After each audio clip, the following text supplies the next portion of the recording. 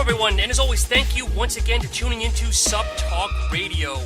My guest is no stranger to SuppTalk. He's an international man of mystery, new homeowner, and recently won a battle with a 500-pound tuna off the Florida coast. He's known by all. He's known to all by his catchphrase, "Coming to you live." Enough of my ego stroking. Welcome back, Lex Kovacs. Lex, how are you, buddy? That's right. We are coming to you live from SuppTalk Radio today. I'm doing great, bro. How are you? I am doing well, and I hear you chuckling about your 500-pound tuna. What did you really catch, and what did you battle? So I'm born and raised in Daytona Beach, Florida, and there is not much to do there unless it's bike week or race week. And I always joke about being a bike week mistake myself for being one of those the local guys there, but. Fishing in the saltwater and is just a kind of a way of life for the locals out there. Now, I just moved to Orlando probably, I think we're going on 3.5 years ago when we moved the facility out here. But still have a bunch of friends of mine who are still boat captains out there and charter fishing captains. So so right now the redfish are spawning out there, which means they're coming inshore. The larger fish are having their babies, and it's just the time of year to catch the big ones. And my good friend Captain Marshall Wallet out of Daytona Beach just said, "Hey man, I know exactly where the fish are right now. Let's go catch some giant reds." And so they were, I think the ones we were pulling in, they must have been 35 plus pounds just consistently. It was incredible. It was a really, really great time. I love to fish. That's really my release from the day-to-day of being a sales rep for a supplement company, because the travel is intense, but to be able to just kind of disconnect and go fishing, that's really my outlet. I love it. So Lex, there was a picture that you had of one that I'm probably going to be way off, but it looked like it was probably 3.5, 4 feet. Am I wrong in saying that? No. They were close to 4 feet long, for sure. They were big boys, that's for sure. And are they a readily edible fish? Well, not at that size. So here in the state of Florida, we really protect the fishery. So they're only allowed to keep fish that's within a certain what they call slot limit, which is between 28 and 32 inches, and those things were 40 inches plus. So they were too big to keep, as those are the spawning fish that carry on the babies and everything like that. So no, those unfortunately those were just good for a picture and release. And I think that's so interesting, because I'm not a huge fisherman, but I know back in the day of when I used to fish, it was always you had to be a certain size and higher to keep it. And now it sounds like with this, it's the opposite. Well, it's got to just be within that range from 28 inches to 32 inches, and if it's below or if it's above, then it's no go. So that's just how they're kind of regulating our fishery out here, and it's good for the long term. And sometimes on some species it's a little aggressive, but it's all good. It makes it fun, and that's okay. And and secondary, of course, welcome to being a new homeowner. I know I've been following your path with all your different electrical and everything you've been doing in the house. How's that been so far? Now that you finally own something, and a lot of, I know it's a new home, but still a lot of blood, sweat, and tears going into making modifications. Yeah, it's awesome, and I've been renting for my whole life, and I used to do construction right out of high school when I was in college, and I did commercial windows and doors. I did residential windows and doors. I did some interior finish work as well, cabinetry and things like that. And I had a good collection of tools. But then when I got into sales, what was it, about 8 years ago? I want to say 8 years ago. I never touched another tool ever again. So when I purchased this new home here in Lake Mary, Florida, it was a beautiful area. I didn't know that I was going to if I was going to get it back, if I was going to be able to pick up those tools again and start doing it myself. And I had some other salesman friends who were just saying, "Oh, well, once you start being a homeowner, you just won't pay people to do that for you because you don't have time. You're not going to want to pick up the tools and do it." So, a couple simple jobs that lady needed around the house, and so what I did was, I said, it'll be a little bit more convenient if I just use this old tool belt of mine.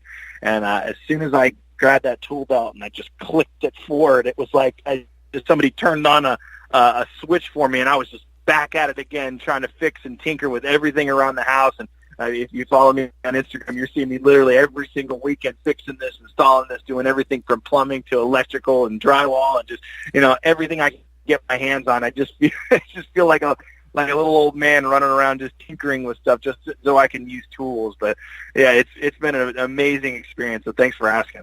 So I'm sorry, did you build a house or did you buy it pre-owned? I bought a pre-owned house. Okay, so and who's the manufacturer, or do you know?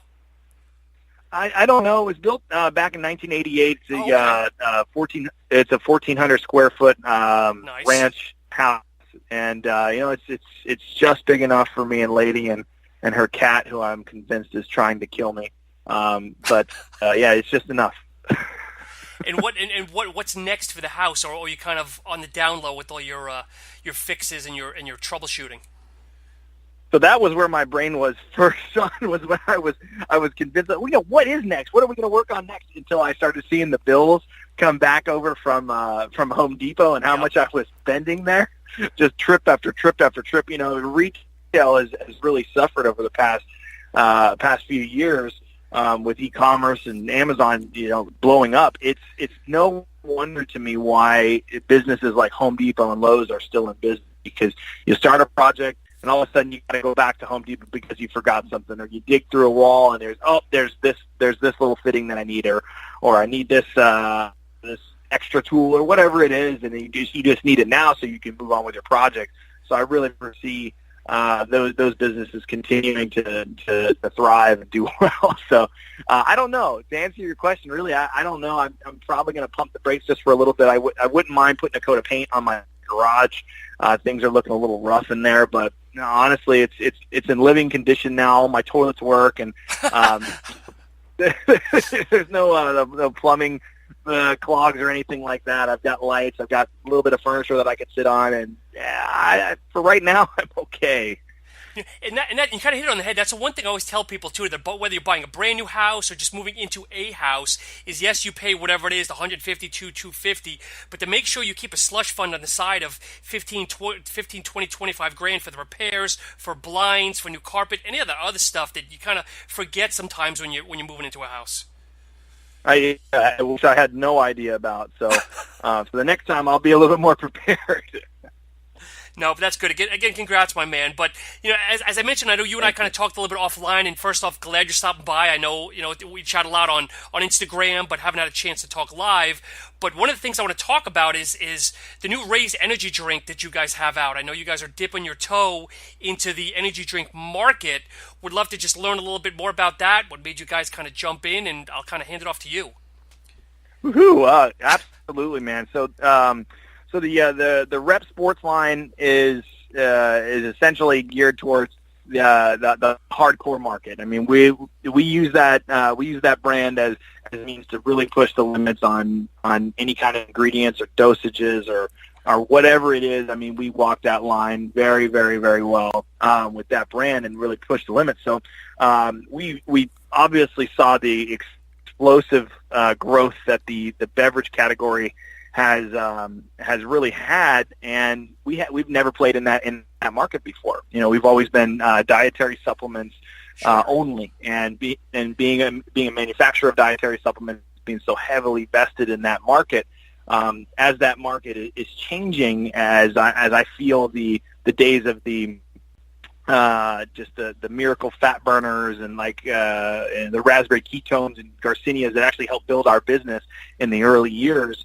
As those are kind of fizzling out, as our consumers are getting more and more informed and know exactly what they want, and it's just getting more and more competitive, as you're seeing tons and tons of brands starting up, the market's getting more and more difficult to navigate and to stand alone, be unique, and really provide a product that builds a following that can't be taken elsewhere. So because there's so many great products now. When I first started in the industry, there was a very limited selection of great products. There was a good amount of vendors out there, but there was a few really great products that I would personally take. But now, as the market gets more informed, it's there's a plethora of excellent products at Yep. the same time as many subpar products that I wouldn't take personally. So as that market continues to get saturated, that business kind of shrinks for us. And with the beverage category exploding and us never having anything in that box to check, we said, well, hey, we've got a great distribution network. We've got a great retail partnerships. We're in over 6,000 unique retail locations here just in the United States. Wow. Okay. They're buying energy drinks. They're buying high intensity pre-workout drinks. Beverage is a huge thing, and there's more people that are going to the gym and just grab and go, and the millennials. It's just the whole thing of just pointed towards that's the play. But if you kind of peel back the layers of when we started this actually secret project about 9 months ago or 10 months ago, the market was dominated by a few players that really just own the space. And we talked to a few people who were close on the inside about the idea, where we said, hey, we want to launch a product that's like this, and we think we can make some tweaks and adjustments and whatnot, and make a play in this market. And there were some people and even some of our suppliers that were like, do not do this, because we wanted to make sure that we had a product that was competitive in the market, which for us meant that we needed to make it in-house. Yep. And that's the way that we've always done it is we do things in-house so we can control the consistency, the quality, the taste, and everything like that, or else you're kind of rolling the dice with working with a co-packer.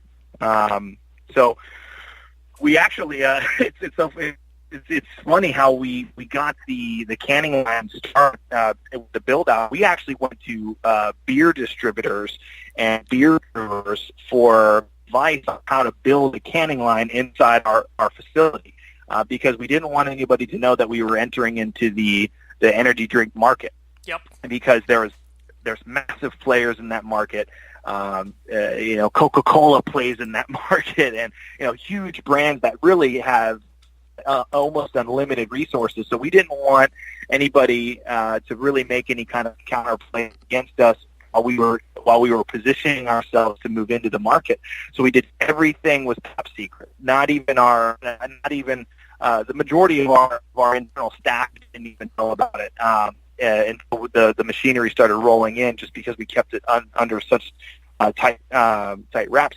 And even no marketing, nothing like that, no hype, nothing. So we have these beer brewers coming in and helping us build out the canning line as we're learning the carbonation process and things like that. And if you want to get into the details of that, it's totally fine. But essentially a top secret project to just come out of nowhere with an energy drink was our play the entire time. And retailers are always looking for new latest and greatest options and just different things in popular categories. And we've seen the success with giving our retailers what they want, and so that Raze Energy was born. Interesting. So you're saying, is it actually in the same facility? Because I know I've seen your offices. So is it basically you can kind of walk across and go into the facility, or is this kind of off-site somewhere else? No, it's right there in our facility. So the portion of our building. So we're in a 28,000 square foot facility now, and it's actually in that in a portion of our facility now. So yeah, it's in house. So what kind of capacity can you guys? So obviously you're still building. What kind of capacity can you guys turn out as of today? Whether I guess it's cans or pallets or whatever the proper weight is, I guess. Right now, it's actually very limited. So right now, it's only about 60 cans a minute. But we're getting ready to double our capacity as Raze has really just taken off with this whole Raze craze thing. It's been a blessing, and we're getting ready to reinvest in another canning line that's going to more than double our output. So we can take over 1,000 cases a day right now, but we need more because we're having a very difficult time keeping up with demand right now because the market has just been so receptive to the product. It's been incredible. So now obviously I don't want to name drop and give anybody else kind of recognition, but what's the difference between your Raze and maybe some of the other companies that are out there? Sure. If you've drank energy drinks in the past, or even caffeine from by itself in coffee, you know that at high levels, your body is going to crash once it's cut off. It's just the way caffeine works. Caffeine then it pumps up your adrenals, and you start dumping dopamine into the bloodstream. And then once that caffeine stimulus has basically dissipated, your dopamine levels then crash, and then you get the lethargic crash feeling afterwards. So what we wanted to do was deliver a zero crash energy, which had never really been a position that, at least from our perspective, that an energy drink company has taken before. So we wanted an energy drink that was going to give people the very popular nootropics, the feel-good focus factor, so that razor sharp energy that is going to give you no crash. So when it came to formulation, we used a time release caffeine blend. So one that hits you fast with the caffeine citrate, and one that hits you slower, which is the anhydrous. So and as that caffeine's getting absorbed into the bloodstream, then the nootropics like the alpha GPC, the choline bitartrate, the acetyl L-tyrosine, and taurine, those things come in to actually extend the half-life of the dopamine that you get from the caffeine. So even after the caffeine is dissipated, you still get those great feel-good focused nootropics that, in layman's term, really refeed your brain with the good stuff it needs to feel good and focus, so that you get that crash and you felt good without any of the negative side effects that people could get from other energy drinks. And Lex, I don't know if you mentioned how much caffeine is actually in a can. So between the two caffeine sources, it yields 300 milligrams of caffeine. Gotcha. And in looking at the ingredients that I just brought up, you've got a little bit of, I guess, some BCAAs in there as well.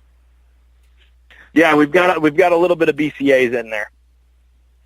And again, from a standpoint, are people using this as kind of an afternoon pick-me-up, or are people actually slamming this before a workout and going to hit the weights, or is it kind of a combo of both?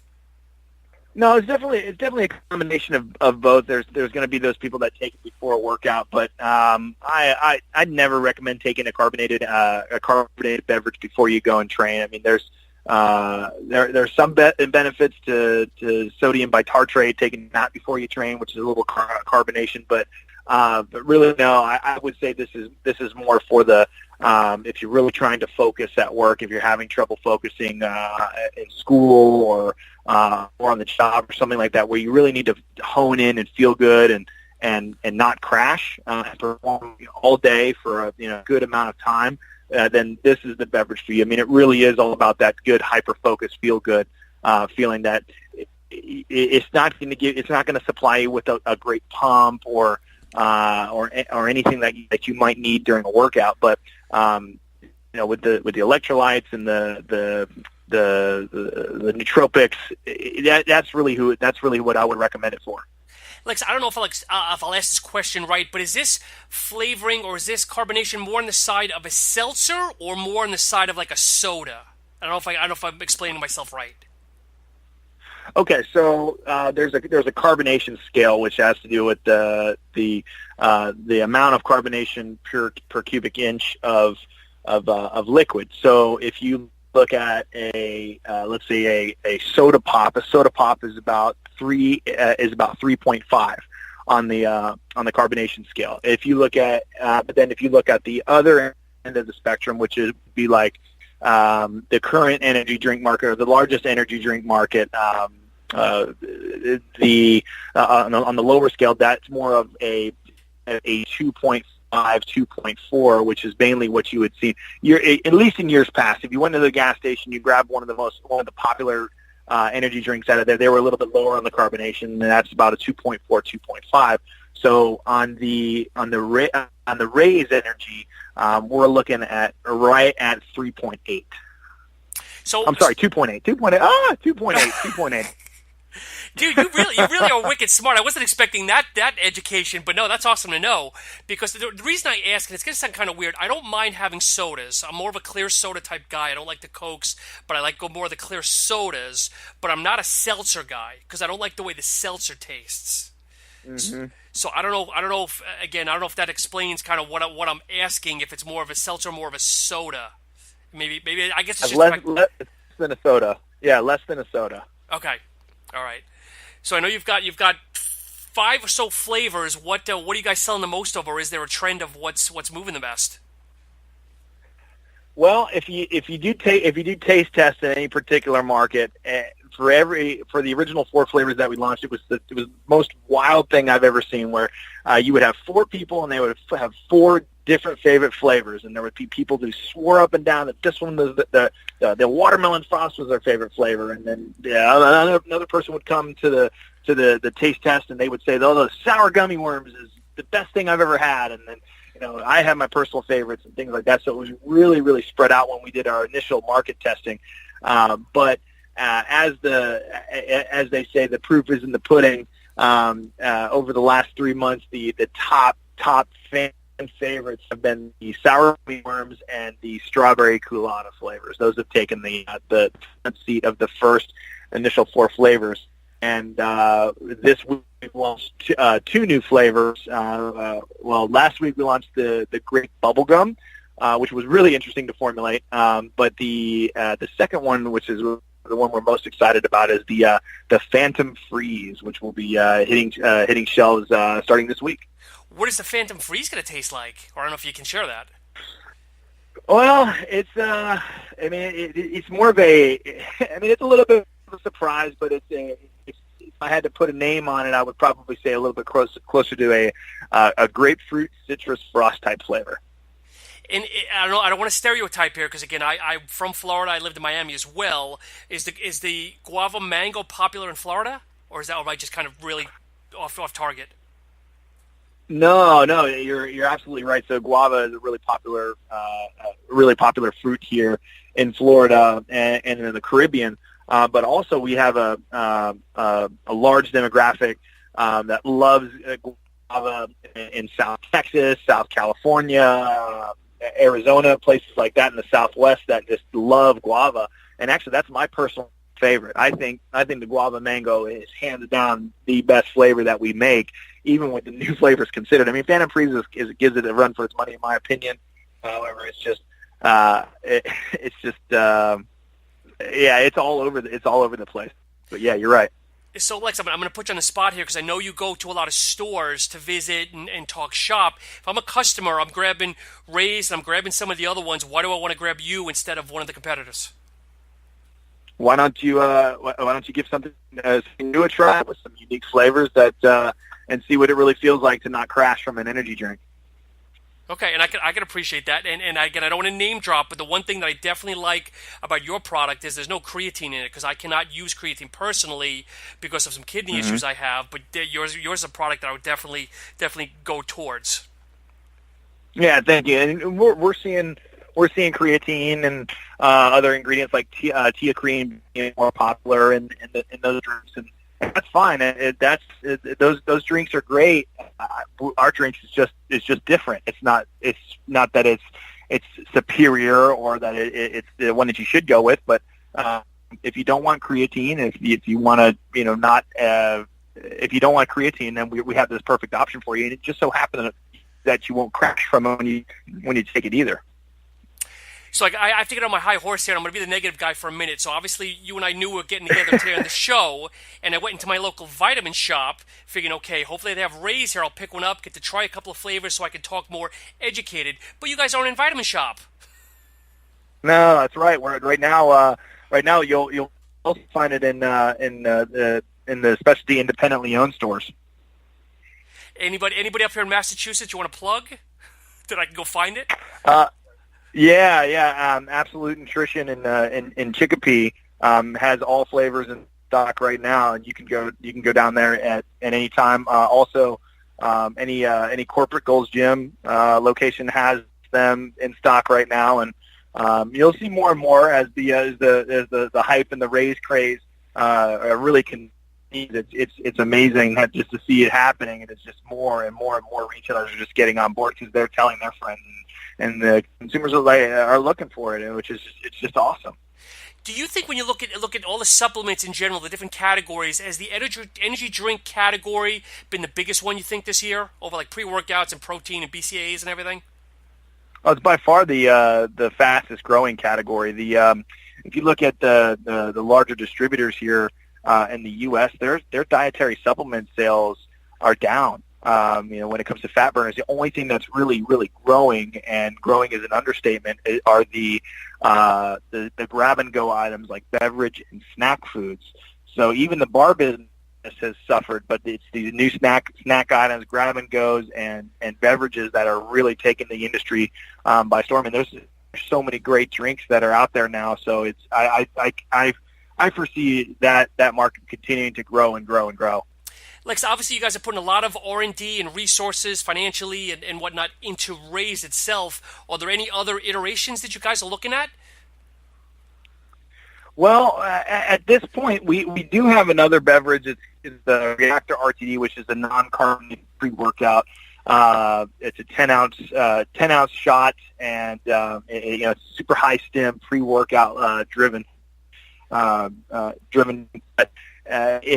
It's not something that we're going to continually invest more into. So we could add new flavors, and we can make revisions and make changes if we want to do, and really, really get behind it. But that's the non-carbonated market, in my opinion, is really not what's going on right now. So by investing so much into carbonation and the carbonated canning line to do it ourselves, carbonation is going to be the way to go for us for the at least the foreseeable future.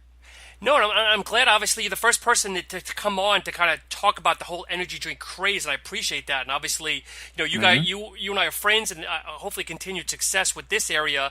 And I look forward to finally getting my hand on a couple of cans sooner or later here. I'll send you some. I should have done this before the show, but I promise I'll send you some of the. I'll send you a nice little mixed case or two, so you can try to see what all the hype is about. No, I appreciate that, my man. Hey, so since we still have a few more minutes, if you don't mind, Lex, you've been with Nutrakey and obviously Repp Sports for a while now. And how long has it been actually? So I first signed on with the brand in 2010 when we started.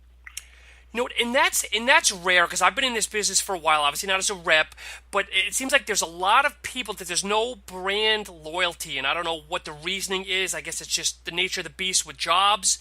But, you started off back in 2010 as what? As just a rep? No, actually, before I was even a full-time sales rep, I was just an athlete. And a friend of mine from college had started or had opened up a supplement store in town that I heard about, and I wanted to go visit him, as I was just competing in natural bodybuilding at the time.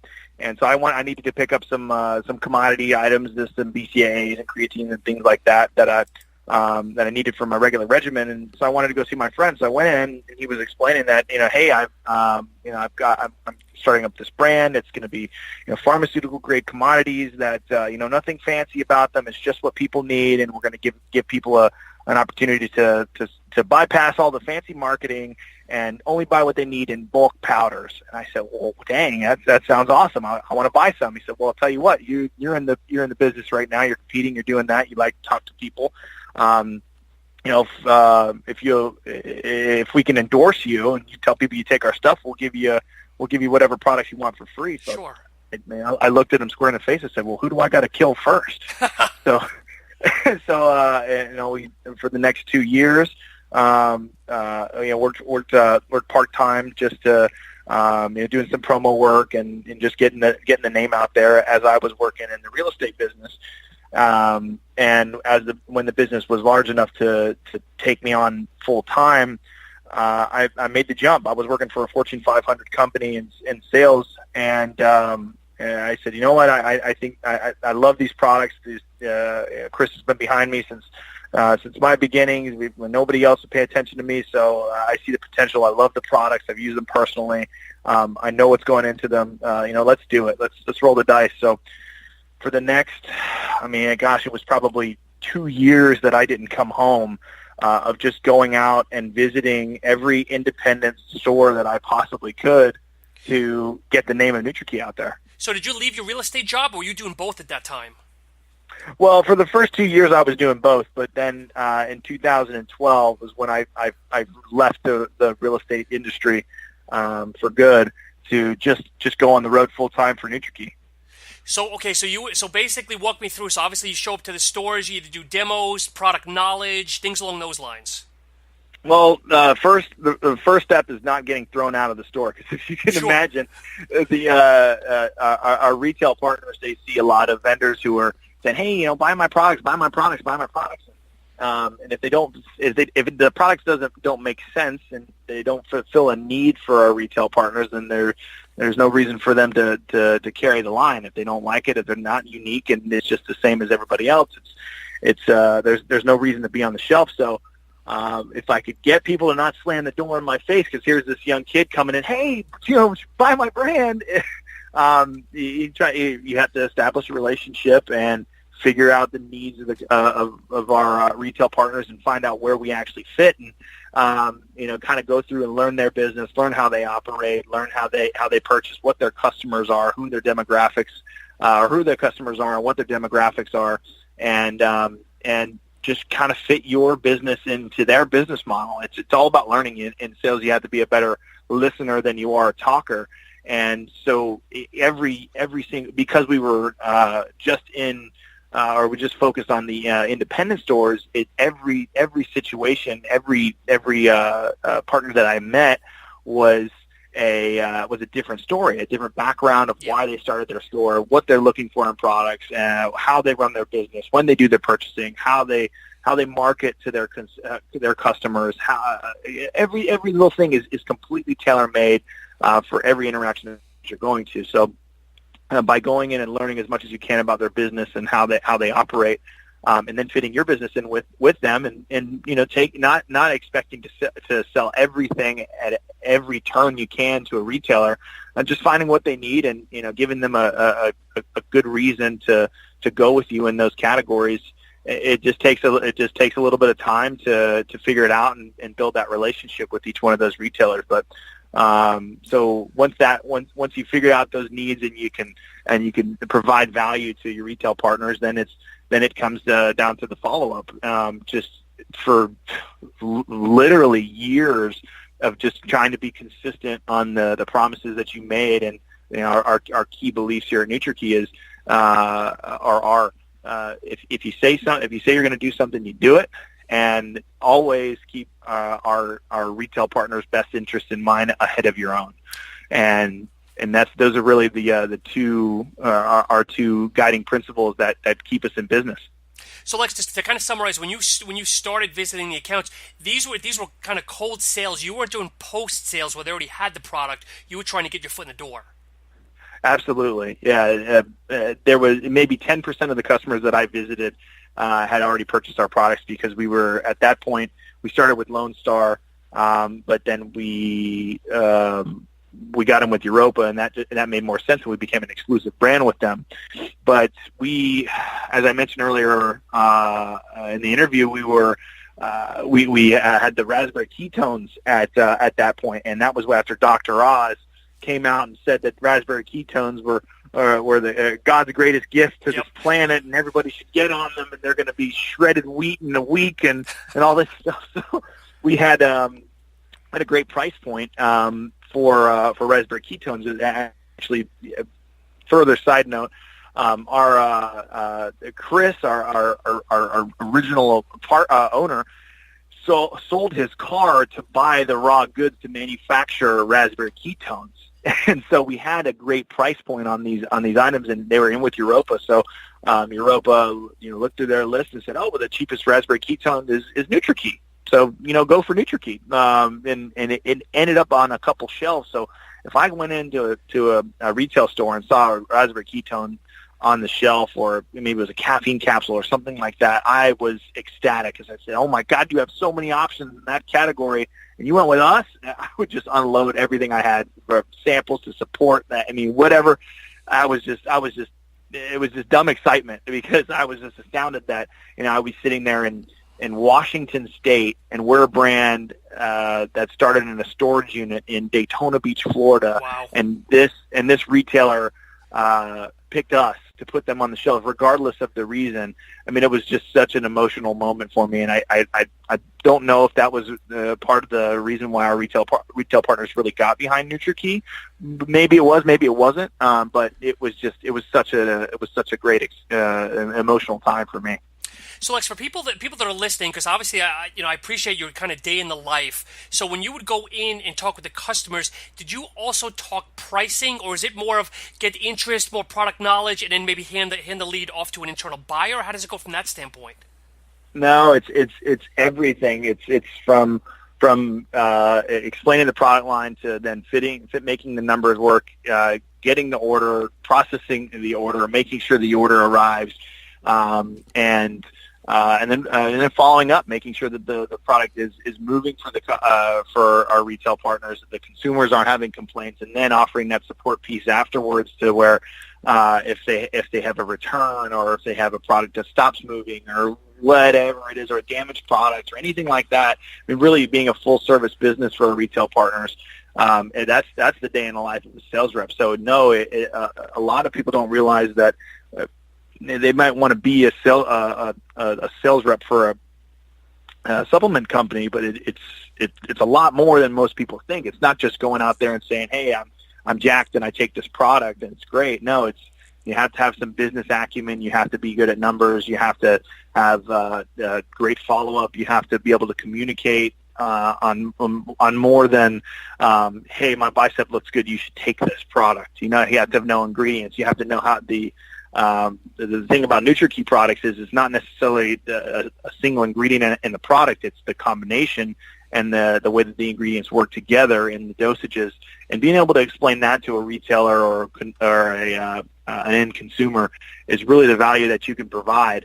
And it takes a lot more. And then also the ability to sleep in hotel rooms every single night of the week, to be on flights literally around the world for me right now. It takes a lot out of you, and it's not as easy as a lot of people might think. However, if you generally have a passion for people and the products that you're talking about, and just a love of helping people grow their business, and it's easy at the same time. It's really enjoyable. It's wild. Lex, I don't know if you can answer this, but how many times, whether it be back then or even now, because obviously you're still in sales capacity, how many no's do you get? How many no's do you get before you finally get a yes? You know what? It's if you're doing your job right, you'll never get a no. That's the way I look at it. If you're listening enough and you keep the customer's best interest in mind, you'll never get a no. Because if you're trying to pitch your product to a customer who in the back of your mind should not carry this product, then a no is not necessarily an objection. It's just a response that makes sense for their business. Yes. And that's not necessarily a loss. And where I think a lot of people fall short is that they think that everybody should carry every one of their products that they make just because it's their product. And that's not how it works. So as long as you keep their best interests in mind, and you're really, really fighting to get them the best option in that category and fulfill that need, even if it means that you're going to sell them someone else's product, which I've done countless times. If someone makes a product that we don't offer, or that they offer a superior option for their needs, then that basically that show of good faith will transcend down into future business with you anyway. Because then, let's say I go into a retail store and they have a line that's just like Nutrakey, and we can't give them better pricing, or whatever it is, or pricing's not important, whatever it might be, and I can't offer them anything that day. And I've made them some recommendations based on some other items that they were asking, that maybe like snack food or something that we don't carry, and they do really well with that snack food that I recommended. That just so happened I made the right call. Well, then there's a good chance that they'll call you back again. You build some trust there, and say, hey, what else is going on? Or if that current vendor that was kind of blocking the shelf space for Nutrakey maybe falls short or discontinues something or takes a different direction with the market that they're going to. Let's say they go to, some big box stores like 7-Eleven or Walmart or something like that the retailer doesn't want. Well, Nutrakey's done right by them in a different capacity. Then why not give the business now to Nutrakey, because they make sense. They were there for me before I was even purchasing from them. So, it's more of a long play when, some people want to have that instant gratification, but now if you keep the retailer's best interest in mind, no matter what, it always works out. It's just the way it is. And like you said, I think that's a great philosophy that not a lot of people adhere to. Because again, I work for a company as well, and I'm not here to plug them or anything, but I'm the same way. I'm the first person to tell you if the product is what you want or not, and if you can steer them in the other direction, I think you can have that much more respect, whether it comes back and gets you a product shelf line, but in the long run, they can respect the hell out of you because, again, you're honest and forthright with them. That's right. So fast forward to now, what capacity are you in now with the company?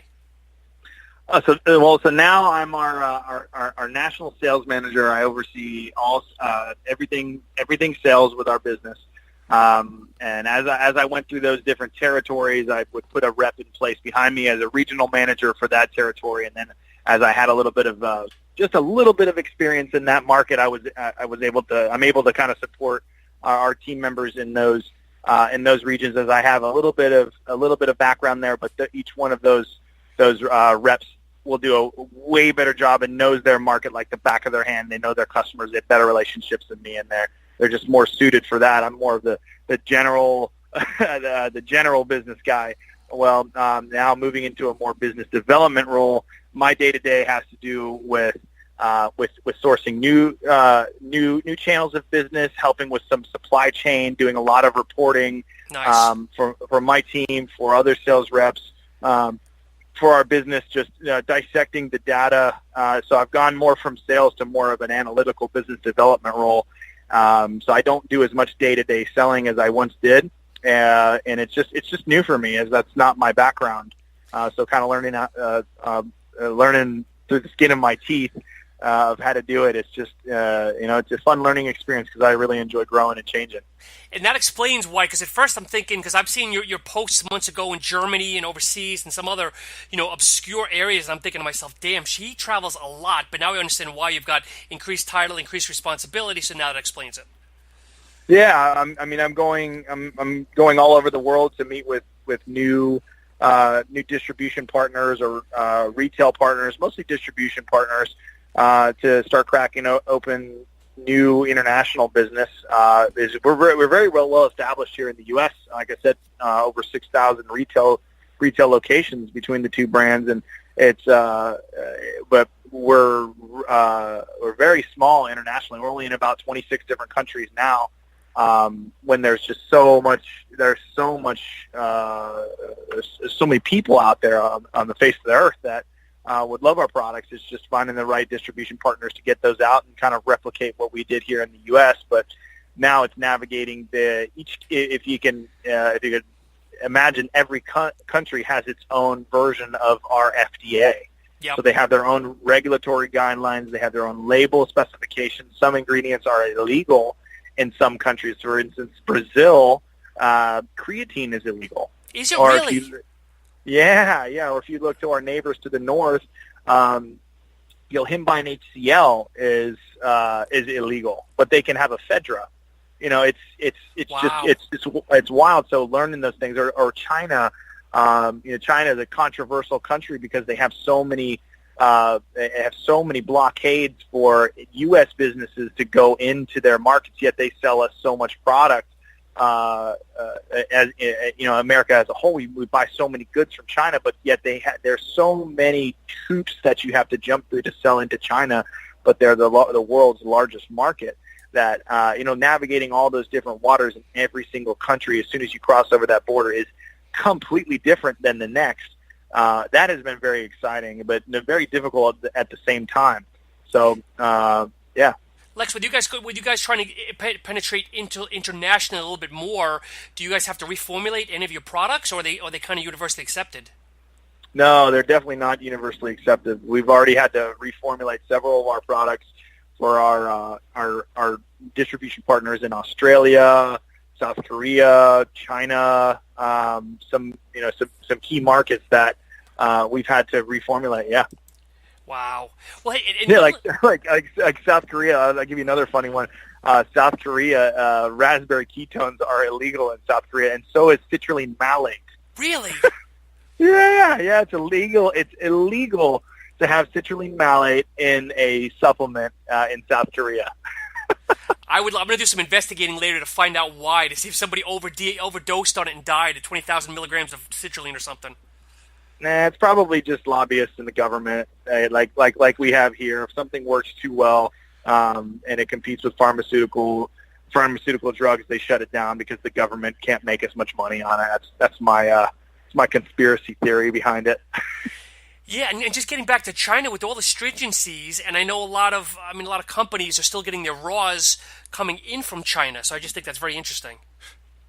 Yeah, it's true. They are.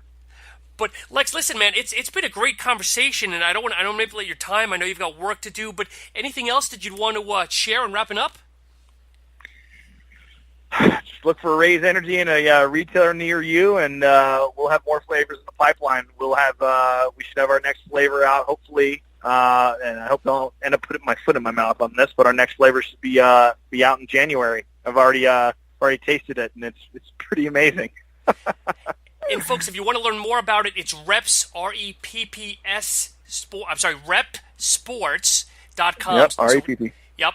So definitely give them a look over there. And again, they've got a full gamut of products and supplements, and of course, Lex's other home in Nutrakey. But Lex, where can people find you? Social media, Instagram, all that good stuff. So it's Flex with 3 X's, Kovacs, Kovacs on Instagram, and you can find me on pretty much anywhere Nutrakey or Repp Sports is posted on their guys. So if you ever have any questions about the business or want to look more into becoming a sales rep with our businesses, we're actually hiring for a Southeast regional position right now, and also a Northeast regional position. So I'm looking for applicants with sales experience, and just hit me up on Instagram, and that's Flex with 3 X's Kovacs, and I look forward to talking to you guys soon if you're interested. Lex, when you say Southeast, you're talking Georgia, Florida, or where exactly do you want somebody located? It'd be I'd like somebody out of the Atlanta area, so they would cover Alabama, Mississippi, Georgia, and the Carolinas. And what about the Northeast? Northeast, I'm kind of looking for someone out of the New York, northern New Jersey, Pennsylvania, kind of tri-state area. Gotcha. Perfect. And folks, if you give Lex a follow on Instagram, I'm going to kind of throw you under the bus a little bit. He doesn't post a lot of pictures. You really have to follow the stories. That's where all the meat and potatoes are in Lex's stories, just to be flat out honest. Yeah, that's where you can get a little wild, because everything deletes after 24 hours. And make sure you say hi to Papa for us, or I guess whatever you call your dad. I forget, but I love your dad and all these different videos. He's such a trip. Thanks. I appreciate it, man. I'll tell him you said what's up. But Lex, again, it's always been a pleasure. I'm glad we got to catch up, and happy Thanksgiving, my friends. Let's keep in touch. Hey, thanks a lot for driving your movement with SuppTalk Radio. I love listening to you, man, and thank you for fighting a good fight for us out there. We'll talk to you soon. All right, my friend. Be well. Thanks. Bye.